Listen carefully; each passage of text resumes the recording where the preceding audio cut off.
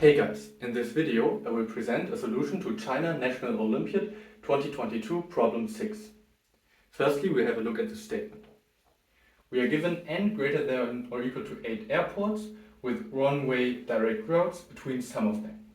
Now we also know that if we take any set A of airports with at least one but not all of them, then there are at least 4 times the minimum of absolute value of A and n minus the magnitude of A routes leaving A, namely the number of routes starting in some airport in A and ending in an airport not in A is at least that quantity. Now we shall prove that if we take any airport X, then there is a round trip starting with X and that has at least 1 and less than or equal to the square root of 2n flights. Of course, we interpret this as a directed graph. G equal to v comma e, so its vertices v are all the airports, and we say that an edge v comma w is an e if there is a direct one-way route from v to w. The statement tells us that for all non-empty subsets, which are also not equal to v of v, we have delta plus of a is at least 4 times the minimum of the absolute value of A and n minus absolute value A. I want to note that the set delta minus of ingoing edges of A is equal to the set of outgoing edges of the difference V minus A, and with the same argument, or by the problem statement, this can be bound from below by 4 times the minimum of the size of V minus A, which is equal to n minus absolute value A, and n minus absolute value A, or absolute value or the size of A. Since this is exactly the same bound, we can just now begin working with the outgoing edges. The idea is just to prove that from this condition we can show that X has really many neighbors, and then the neighbors of X are also really many, and so on, up to the point where we can find that X is a neighbor of itself with more than 0 edges, which is kind of what we want to show. So let us first start off with some notation. We define the outgoing neighbors of a set of vertices A to be equal to W and V if V comma W is an edge. Moreover, we define M plus of A to be the union of A and n plus of A, namely m plus of A is the set of all vertices you can reach within less than or equal to 1 flights starting at A. This means if we define m plus of A as m plus squared of A and so on, that m plus to the power of k of A is the set of all the airports that we can reach in less than or equal to k flights starting at A. The problem why we cannot prove that n plus of A is always so large that m plus of A grows really fast is that if this is V and here we have some small a, then we could be in a configuration where all of the outgoing edges from A, I'm exaggerating a little bit here, so because this is a 4 we need at least some such points, but if all of those focuses on some new points, then m plus of A might only grow just a little bit by only few points. The key idea to resolve this issue and then to solve the problem is to realize that all outgoing edges from m plus of A must start in n plus of A. So in other words, we cannot have an edge like this one right here, because otherwise this point would have had to be in m plus of A. Therefore, if m plus of A is only a little bit larger than A, then n plus squared of A is going to grow by a lot. Now let's formalize this idea. Namely, the size of n plus of m plus of A, so the number of new vertices after the second iteration, is at least the maximum of the number of outgoing edges out of n plus of a for each of those vertices here in n plus of a. So this value is at least the maximum of the size of delta plus, so the number of outgoing edges of w intersected with delta plus of n plus of a, and we take this maximum over all w in n plus of a. This term looks really complicated, but the idea is that since we're dealing with a simple graph, the number of outgoing neighbors of n plus of a is just the number, or at least the maximum number of outgoing edges from any vertex in n plus of a that also go out of n plus of a. But since we know that for all w in a, this here is 0 by what I said before, we can just take this maximum over all w in n plus of a. And this enables us to bound this maximum in a really nice way from below. Namely, this is because this here, every edge is counted once. If we take it over all these w's, this is at least the size of delta plus of n plus of a divided by the number of possible vertices, so the size of n plus of a. This inequality agrees exactly with the intuition that we got here. Namely, if n plus of a is really small, then n plus of n plus of a has to be really large in return. We can use the AMGM inequality to get a lower bound on n plus squared of a from this.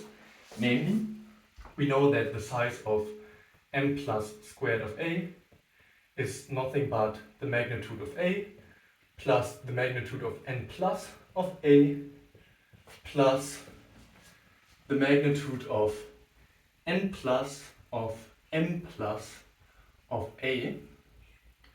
And now, as promised, we use AMGM to bound this from below by the magnitude of a plus 2 times square root of those two terms. We carry over the magnitude of a and notice that we can use this inequality to bound the term inside of the square root, namely by the absolute value of delta plus of m plus of a. And here we notice that we already have an inequality for bounding these magnitudes of delta plus and delta minus of any set a.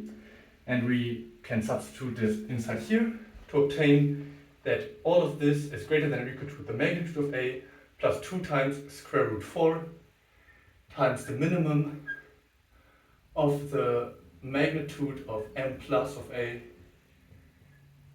and n minus the magnitude of m plus of a. The next step is to get rid of this minimum.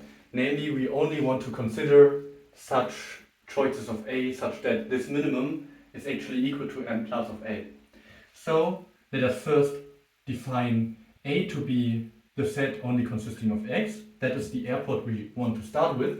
And furthermore, let k be minimal, such that we can reach more than half of all of the airports in less than or equal to k steps starting from x. So we still have n plus to the power of k minus 1 of a has a magnitude at most n over 2, and therefore if we choose I between 2 and k, then we can apply this inequality and indeed get that this minimum is in that case as we wish. So I'm going to write down m plus to the power of I of a has a magnitude that is at least m plus to the power of I minus 2 of a plus 4 times the square root of the absolute value of m plus to the power of I minus 1 of a. We can use induction to prove that for all I less than k, we have the inequality m plus to the power of I of a is at least I plus 1 squared. For the base case, note that if we plug in I is equal to 0, then this just becomes magnitude of A, which is 1, is greater than or equal to 1. This is clear. And if we plug in I is equal to 1, then we wish to prove that m plus of A has a magnitude of at least 4. But this is clear if we take a look at that condition. Combined with the fact that n is at least 8, we know that there are at least 4 outgoing edges from x, and thus m plus of A has at least a magnitude of 5, which is greater than or equal to 1 plus 1 squared. For the inductive step, we are going to take I greater than or equal to 2 and assume that the inequality here holds for I minus 1 and I minus 2. And then we obtain, using this bound, that the magnitude of m plus to the power of I of A is at least the magnitude of m plus to the power of I minus 2 of A, namely I minus 1 squared, plus 4 times the square root of that value, which we can bound from below by I squared. And what we have here is precisely equal to the value, or is precisely equal to I plus 1 squared. We make use of the fact that k is minimal with that property, and namely this inequality doesn't hold at k minus 1. A small note, we have k is at least 1, so this actually exists, k minus 1 greater than or equal to 0, and we get that the magnitude of m plus to the power of k minus 1 of A, this is of course less than or equal to n over 2, but also greater than or equal to k squared. Therefore, we obtain k less than or equal to the floor of the square root of n over 2, which we define to be n. In what follows, we are going to need quite sharp bounds. But at least for n even, we get a nice inequality, namely that the absolute value of m plus to the power of k of A is at least n over 2 plus 1. And because k is less than or equal to m, this is also a lower bound for m plus to the power of m of A. Since the inequality for delta plus that we used to deduce this also holds for delta minus, we can also say that the magnitude of m minus to the power of m of A is at least n over 2 plus 1. Because the union of those two sets is a subset of V, which has magnitude exactly n, the union has at most magnitude n, and therefore we can bound the intersection of those two sets from below by their sum of elements, so n over 2 plus 1 plus n over 2 plus 1 minus n, which is equal to 2.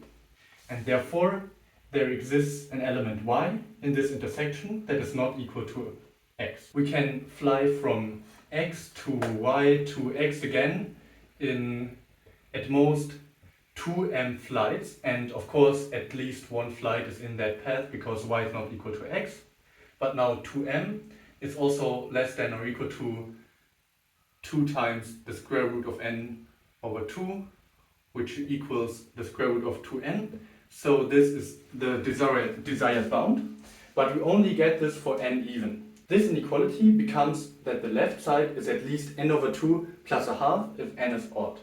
And therefore we don't get the bounds that we need if we copy this exact process for n odd. In the PDF on our website you can find how I finished the proof for n odd, but I believe that this might not be the most efficient way to deal with this situation. So my challenge to you is to find a better way for finishing the proof in the case n is odd. And in any case, we know that there exists a finish for n odd, and therefore in total we are done with our proof.